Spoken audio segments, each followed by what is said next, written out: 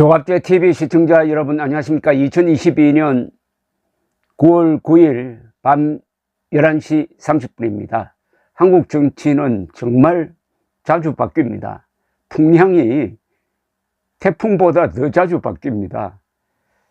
요 며칠 사이에 윤석열 대통령이 위기 탈출의 계기를 잡을 수 있게 되었다는 느낌이 듭니다. 그러나 아직 잡았다는 이야기를 안 합니다. 잡을 수 있다는 뜻입니다. 잡을 거냐 놓칠 거냐 하는 것은 윤석열 대통령의 선택입니다. 왜 그렇게 느껴지느냐 하면은 검찰이 잘했습니다. 검찰이 철저한 수사를 통해서 이재명 민주당 대표의 공직선거법 위반, 즉 허위사실 유포 혐의를 가지고 자신 있게 기소를 했습니다. 그리고 정상적인 판사를 만나면은 벌금 100만 원 이상의 유죄 선고가 확실합니다. 자, 그걸 알고 민주당에서 또 헛발질을 하고 있습니다. 김건희 특검법을 지금 통과시키겠다고 선언을 했는데 이게 제대로 되지 않을 가능성이 있지만은 윤석열, 김건희 두 사람이 허점을 보이면은 또 모릅니다. 한국 정치는 한 달 앞을 전망하기가 어렵습니다. 자, 기회를 잡은 것은 확실합니다. 칼자루를 잡은 게 윤석열 대통령이고 칼날을 잡은 게 이재명이라는 사실도 확실합니다. 자, 그러면은 이 계기를 어떻게 살릴 거냐? 저는 네 가지 포인트가 있다고 생각합니다. 첫째, 이준석 문제를 잘 해결해야 합니다. 두 번째, 김건희 여사가 실점을 하지 않아야 합니다. 세 번째, 두고 골칫거리인 청와대 이전, 즉 대통령실 문제에 대한 해법을 내어놓아야 합니다. 네 번째, 음모론 유튜브와 헤어져야 합니다. 요 네 가지를 지킨다면은 확실하게 위기 탈출을 할 수 있을 것이라고 생각합니다. 첫째, 이준석, 두 번째, 김건희, 세 번째, 대통령실, 네 번째, 음모론 유튜브. 이렇게 됩니다. 우선 제일 중요한 게 이준석 문제입니다. 감언이설이란 말이 있습니다. 감언, 한자로 쓰면은 달콤한 말과 이로운 설명, 이렇게 되는 거죠. 달콤하게 유리한 이야기를 해가지고 혼을 빼는 것을 감언이설이라고 합니다.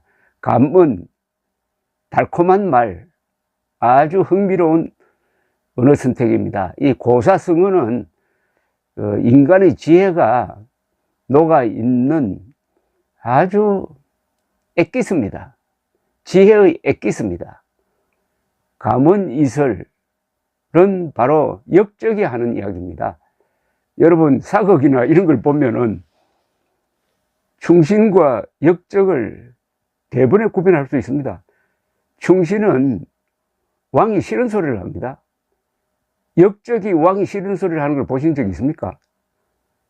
근데 이준석이 지금 윤석열 대통령이 싫은 이야기를 골라가면서 합니다. 그것은 역적이 아니란 이야기입니다. 역적이 아니. 윤석열 대통령은 이제 쉽게 역적을 가려낼 수 있을 것이라고 생각합니다. 이준석을 국민의힘에서 내쳐야 한다고 건의한 자, 그자가 바로 역적입니다. 이준석을 쫓아내야 한다고 말한 자, 그자가 바로 역적입니다. 그 다음, 이준석 때문에 0.73%포인트로밖에 이기지 못했다고 말하는 자, 그자가 역적입니다. 이준석 덕분에 0.73%포인트로 아슬아슬하게 이겼다라고 말하는 사람이 중신입니다. 중신. 그러니까 이번 기회에 윤석열 대통령은 차분하게 과학적으로 사고를 해야 합니다. 울컥하지 말고, 이준석이 없었더라면 대통령이 될 수 있었을까? 이준석이 없었더라도 대통령이 될 수 있었을까? 이 점에 대해서 답해야 합니다. 모든 것은 여기서 출발합니다. 이준석 때문에 질뻔했다고 하면 쫓아내야 합니다. 그러나 이준석 덕분에 이겼다고 생각하면 어떤 경우에도 이준석을 포용하든지 이준석을 내버려 두든지 해야지 쫓아내면 안 됩니다. 그런데 사실은 뭘까요? 사실은 뭐 이미 증명이 된 것 아닙니까? 윤석열 대통령과 이준석 사이가 나빠질 때마다 선거기간 중에 지지율이 떨어졌습니다.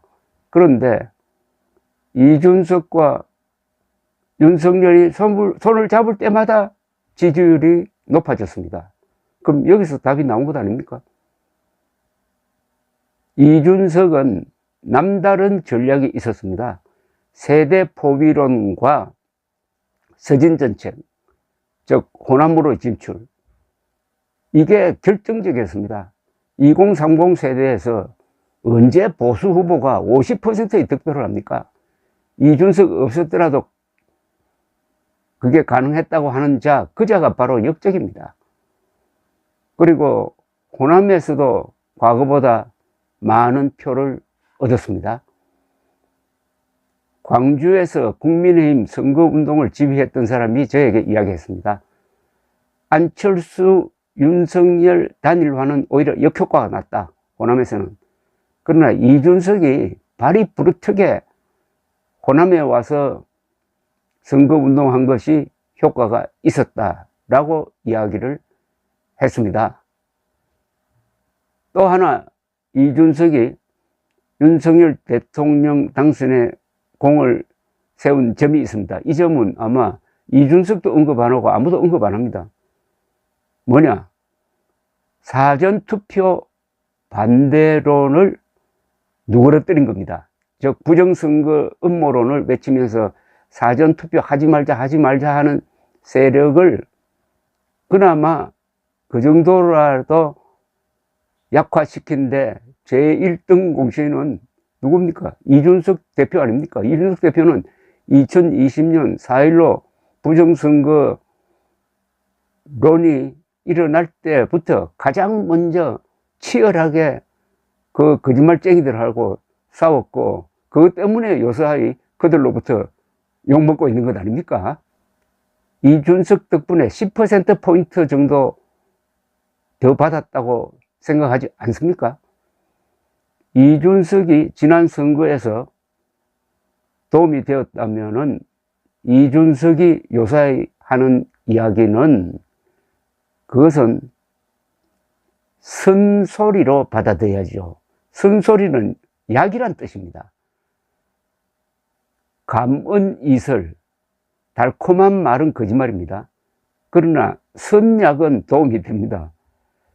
윤석열 대통령 뭐 약을 어느 정도 드시는지 모르겠지만은 선약이 많습니까? 단약이 많습니까?